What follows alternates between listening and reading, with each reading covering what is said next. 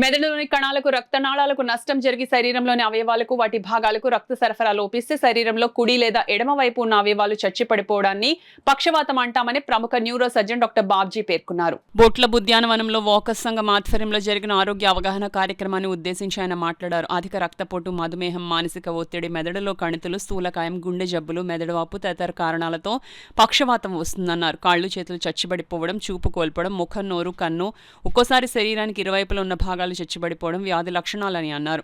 దాని నివారణకు గాను మంచి ఆరోగ్యకరమైన జీవనశైలి అవసరమన్నారు. ఆహారంలో నూనె, మసాలా, ఉప్పు, కొవ్వు పదార్థాలు పరిమితంగా తీసుకోవాలన్నారు. మధుమేహం, రక్తపోటును అదుపులో ఉంచాలన్నారు. ఈ వ్యాధి లక్షణాలు కనిపిస్తే వెంటనే వైద్య చికిత్స అందిస్తే త్వరగా కోలుకుంటారని డాక్టర్ బాబ్జీ తెలిపారు. వాకస్ సంఘ అధ్యక్షులు అడబాల రత్నప్రసాద్ అధ్యక్షతన జరిగిన కార్యక్రమంలో కార్యదర్శి డాక్టర్ దాసరి శ్రీధర్, చింతపల్లి సుబ్బారావు, న్యాయవాది యనమల రామం, బుద్ధరా సత్యనారాయణరాజు, శ్రీవాణి, కుమార్ యాదవ్, సూర్యనారాయణ తదితరులు పాల్గొన్నారు.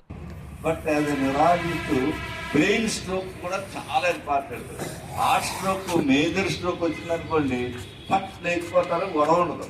వేరే బ్రెయిన్ స్ట్రోక్తో డేంజరస్ ఏంటంటే కాళ్ళు చేతులు పడిపోతాయి, బెడ్ మీద ఉంటారు, చనిపోరు. మీకు కుటుంబానికి యాజ్ వెల్ యాజ్ సొసైటీకి కూడా పెద్ద బర్డెన్ అయిపోతుంది. స్ట్రోక్ చాలా చాలా భయంకరమైనది. కాలు చేతులు, ఎడమ వైపు బ్రెయిన్లో రక్తనాళం కానీ బ్లాక్ అయితే కుడి కాలు, కుడి చేతులు పడిపోతాయి. ఎడమ వైపు బ్లాక్ అయినప్పుడు మాట పడిపోతుంది. సో మీకు గుర్తెచ్చుకోండి, మీ ఫ్రెండ్స్ కానీ మీ చుట్టాలు కానీ ఎవరైనా కుడి కాలు, కుడి చెయ్యి పడిపోతే వాళ్ళకి మాట కూడా పడిపోతుంది 95% ఆఫ్ ది టైం. వేరే లెఫ్ట్ కాలు, లెఫ్ట్ చెయ్యి పడిపోయిన వాడు మాట్లాడుతూ ఉంటారు కానీ కదలేదు.